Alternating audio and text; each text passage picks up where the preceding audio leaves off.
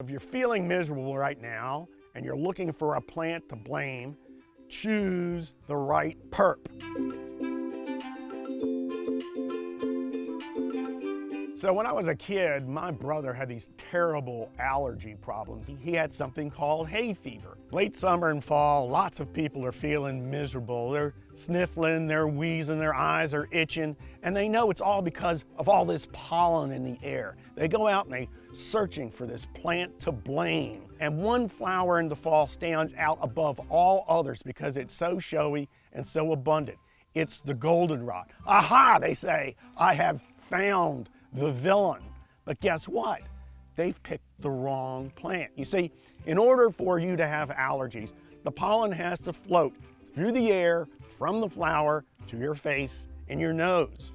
Goldenrod has heavy pollen. It won't float through the air. It just drops to the ground. It depends on pollination, not by wind, but by insects. If goldenrod isn't causing all of your allergy miseries, what is? This is ragweed. The one I'm holding in my left hand, this is called common ragweed. But this sends clouds of pollen through the air that floats until it gets to you.